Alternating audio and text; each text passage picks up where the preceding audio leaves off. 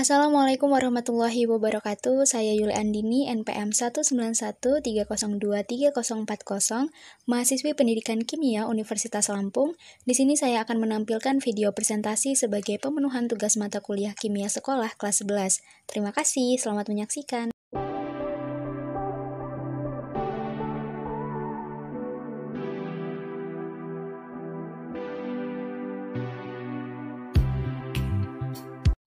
Assalamualaikum warahmatullahi wabarakatuh. Selamat pagi anak-anak. Waalaikumsalam warahmatullahi wabarakatuh. Silahkan salah satu dipimpin untuk berdoa. Mari teman-teman, sebelum kita memulai kegiatan belajar mengajar pada hari ini, kita berdoa sesuai agama dan kepercayaan masing-masing. Berdoa dimulai. Baiklah, kita akan memulai pelajaran berikutnya. Sebelumnya, ada yang tidak hadir? Nihil, Bu. Bagus, sebelum kita memulai pelajaran, silahkan semuanya siapkan bukunya dan buka bab materi titrasi asam basa. Pada pertemuan sebelumnya, kalian sudah mengenal kekuatan asam basa. Ada asam kuat, asam lemah, basa kuat, basa lemah. Nah, ada yang bisa menyebutkan contohnya? Saya, Bu. Contoh larutan bersifat asam kuat adalah HCl dan larutan bersifat asam lemah adalah CH3COOH. Saya izin menambahkan, Bu. Contoh larutan basa kuat yaitu NaOH dan larutan bersifat basa lemah adalah NH4OH, Bu. Ya, bagus sekali Dosan dan Dami. Jadi, selain yang disebutkan teman kalian tadi, ada juga senyawa H2SO4, HBr, HNO3 sebagai asam kuat. Ada senyawa HCN, HF, HNO2 sebagai asam lemah, senyawa LiOH, KOH, RbOH sebagai basa kuat, dan senyawa NH3, FeOH2 kali, NH2OH sebagai basa lemah. Baiklah, coba sekarang kalian amati fenomena yang Ibu berikan berikut. Nah, dari kedua gambar tersebut, ada yang bisa menyebutkan ada gambar apa saja? Saya izin menjawab, Bu. Gambar pertama yaitu seseorang yang mengalami sakit lambung, kemudian gambar kedua adalah obat dari sakit lambung, Bu. Ya, jadi gambar pertama itu adalah seseorang yang mengalami sakit akibat penaikan asam lambung, dan gambar kedua adalah salah satu obat pereda asam lambung. Ada yang bisa menjelaskan terkait hubungan kedua gambar tersebut? Saya ingin menjawab, Bu. Jadi ketika terjadi penaikan asam lambung, maka kita harus menetralkan lambung dengan mengonsumsi obat asam lambung. Baik, terima kasih Injae. Jadi pada bidang industri, zat yang bersifat asam ataupun basa memiliki banyak manfaat. Misalnya pada obat asam lambung yang mengandung bahan bersifat basa seperti magnesium hidroksida dan aluminium hidroksida. Nah, untuk membuktikan berapa kandungan basa pada obat asam lambung, dapat digunakan metode titrasi yang berdasarkan pada reaksi penetralan. Nah, dari fenomena berikut ada yang ingin ditanyakan. Bu, apa yang dimaksud dengan titrasi? Ada yang bisa membantu Ibu untuk menjawab pertanyaan teman kalian tadi berdasarkan fenomena yang Ibu berikan? Saya, Bu. Dari fenomena tersebut, titrasi adalah metode yang digunakan untuk membuktikan berapa kandungan basa pada obat asam lambung. Ya, benar Setbiul. Jadi ada yang ingin ditanyakan lagi? Bu, bagaimana cara untuk mengetahui kandungan basa tersebut? Nah, untuk menjawab pertanyaan dari Injay tersebut, kali ini kita akan melakukan percobaan titrasi asam basa. Ibu akan membagi kalian ke dalam 3 kelompok. Kelompok pertama membuat rangkaian percobaan asam kuat dengan basa kuat. Kelompok kedua membuat rangkaian percobaan asam lemah dengan basa kuat. Dan kelompok 3 membuat rangkaian percobaan asam kuat dengan basa lemah. Sebelum kalian membuat rangkaian percobaan, silahkan perhatikan paragraf yang Ibu berikan berikut. Jadi kalian boleh mencari referensi dari buku maupun sumber lainnya, kemudian konsultasikan kepada Ibu, silahkan mengerjakan. Sudah selesai atau belum? Atau ada yang ingin ditanyakan? Silahkan. Bu, saya ingin tanya, apakah indikator yang digunakan harus indikator phenolphthalein? Apakah boleh menggunakan indikator yang lain? Pertanyaan yang bagus, Suho. Jadi sebelumnya ada yang sudah tahu ada indikator apa saja yang dapat digunakan dalam titrasi asam basa?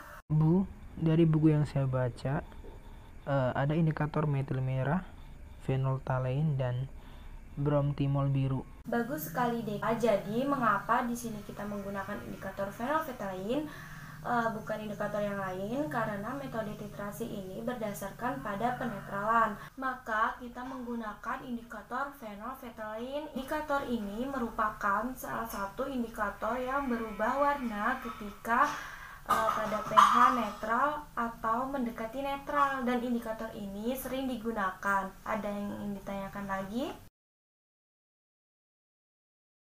Baik, silahkan konsultasikan kepada Ibu. Ibu tunggu sampai hari Rabu. Dan hari Kamis kita akan melakukan percobaan terkait titrasi asam basa. Baik, Ibu akhiri pertemuan kita pada hari ini. Gunakan waktu sebaik mungkin untuk mengerjakannya ya. Ibu akhiri. Wassalamualaikum warahmatullahi wabarakatuh. Assalamualaikum warahmatullahi wabarakatuh. Bagaimana kabarnya semua? Waalaikumsalam warahmatullahi wabarakatuh. Baik, pada pertemuan sebelumnya Ibu sudah membagi kalian ke dalam 3 kelompok untuk membuat prosedur percobaan terkait materi titrasi asam basa dan sudah dikonsultasikan. Alhamdulillah semua kelompok dapat menyelesaikan tugasnya. Kemudian sebelum kita memulai percobaan, Ibu akan membagikan kalian lembar kerja pada setiap kelompok. Lalu silahkan dibaca dengan cermat. Apabila ingin ditanyakan, silahkan ajukan pertanyaan. Baik, Ibu akan bertanya untuk setiap kelompok.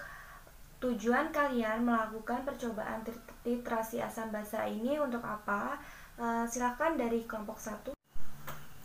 Baik Bu, dari kelompok 1, tujuan kita melakukan percobaan ini yaitu untuk mengetahui konsentrasi atau kadar dari HCl, Bu. Saya Bu, kelompok 2 yaitu untuk mengetahui konsentrasi dari CH3COOH. Saya Bu, kelompok 3 untuk mengetahui konsentrasi HCl. Sebelum melakukan praktikum, silakan kalian kenakan perlengkapan praktikum kalian guna menghindari hal-hal yang tidak diinginkan. Mari kita menuju ke laboratorium.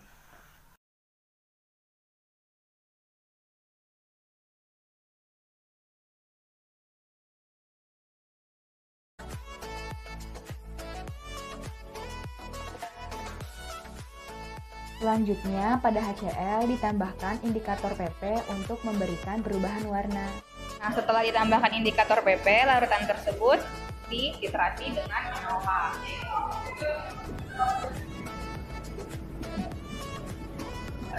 Pada saat titrasi, diusahakan untuk menggunakan alas berwarna putih. Tujuan penggunaan alas ini untuk memudahkan saat proses pengamatan. Saat titrasi harus dilakukan setetes demi setetes dan digoyang-goyangkan. Hal ini bertujuan agar larutan terhomogenisasi sempurna. Titrasi harus dilakukan setetes demi setetes, karena bila tidak, warna titik akhir akan terlalu jauh dari titik ekuivalen, seperti hasil titrasi berikut.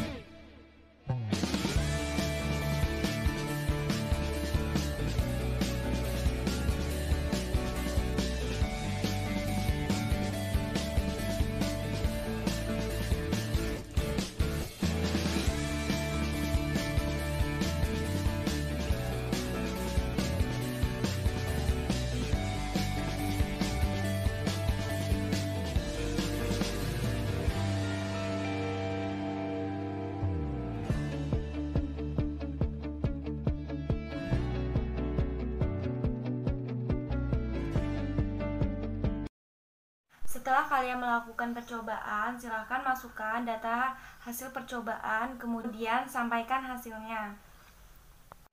Baik Bu, adapun hasil pengamatan dari percobaan titrasi asam kuat oleh basa kuat adalah sebagai berikut. Dari percobaan yang telah dilakukan, larutan mana yang berperan sebagai titran dan larutan mana yang berperan sebagai titran? Ada yang bisa menyebutkan? Tidak ada yang mau menjawab? Silahkan buka bukunya halaman 220. Simpulkan apa yang dimaksud dengan titran dan titrat. Saya Bu, jadi titran yaitu zat yang konsentrasinya sudah diketahui, sedangkan titrat adalah zat yang belum diketahui konsentrasinya. Nah, bagus Suho. Jadi, larutan mana yang berperan sebagai titrat dan larutan mana yang berperan sebagai titran? Silakan Sojun menjawab. Ya Bu, NaOH berperan sebagai titrat dan HCl berperan sebagai titran. Baik, terima kasih. Ibu yang bertanya, tujuan tadi melakukan percobaan titrasi asam kuat dengan basa kuat untuk apa? Untuk mengetahui konsentrasi dari HCl, Bu.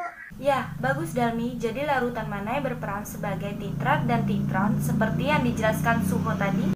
Saya Bu, larutan yang berperan sebagai titran yaitu NaOH dan HCl sebagai titrat, Bu. Bagus, sampai di sini sudah paham? Sudah, Bu. Silakan berikutnya kelompok 2 tuliskan hasil percobaan kalian dan sebutkan larutan mana yang berperan sebagai titrat dan titran. Baik Bu, berikut adalah hasil pengamatan dari percobaan titrasi lemah oleh basa kuat, yaitu larutan NaOH berperan sebagai titran dan CH3COOH sebagai titrat. Terakhir, kelompok 3, silakan tuliskan hasil percobaan kalian. Sebutkan juga larutan yang berperan sebagai titrat dan titran. Baik Bu, berikut adalah hasil pengamatan dari percobaan antara kuat oleh basa lemah, yaitu HCl sebagai titrat dan NH4OH sebagai titran. Kemudian pada percobaan yang kalian lakukan tadi, apakah ada reaksi atau perubahan yang bisa diamati? Saya Bu, terdapat perubahan warna pada larutan. Dari larutan tidak berwarna mengubah warna menjadi merah kemudaan Bu, dan pada saat itu titrasi dihentikan. Ya, bagus Iqbal. Jadi mengapa titrasi dihentikan setelah mengalami perubahan warna? Ada yang bisa menjawab? Saya Bu, karena larutan tersebut sudah netral atau mendekati netral Bu. Ya, bagus Deka. Jadi titrasi dihentikan karena sudah mencapai titik ekuivalen. Titik ekuivalen adalah titik di mana titran dan analitik stoikiometri ekuivalen. Kemudian setelah perubahan warna indikator dan harus dihentikan, itulah yang dinamakan titik akhir titrasi. Jadi ada yang bisa menyimpulkan apa itu titik akhir titrasi? Titik akhir titrasi adalah saat berakhirnya titrasi dan harus dihentikan yang ditandai dengan perubahan warna indikator. Ya benar. Nah, untuk mencari nilai konsentrasi dari titrasi dengan menggunakan data yang telah diperoleh melalui persamaan reaksi dan perbandingan koefisien, ada yang bisa menuliskan persamaan reaksi molekul pada percobaan pertama tadi? Saya Bu. Bagus sekali. Selain persamaan molekul, terdapat juga reaksi ion berupa ion lengkap dan ion bersih. Ada yang bisa menuliskannya? Ion lengkap adalah semua ion yang terdapat dalam reaktan maupun produk yang bereaksi maupun belum bereaksi dalam fase aqueous. Dan ion bersih adalah ion-ion yang didapatkan dari penghilangan ion-ion yang bereaksi dan ion lengkap. Ibu akan beri contoh untuk reaksi ion asam kuat dan basa kuat. Jadi persamaannya adalah sebagai berikut. Baik, selanjutnya silakan tuliskan persamaan semua persamaan untuk reaksi percobaan kedua dan ketiga sesuai dengan yang telah Ibu contohkan tadi. Saya Bu ingin menuliskan persamaan reaksi untuk NaOH dengan CH3COOH. Saya Bu. Dari persamaan reaksi yang sudah dituliskan teman kalian tadi dan berdasarkan volume titran yang digunakan, kita dapat menentukan konsentrasi larutan titrat yang dititrasi tadi. Coba masing-masing hitung dan tentukan berapa konsentrasi larutan yang dititrasi. Silakan perwakilan tuliskan hasilnya.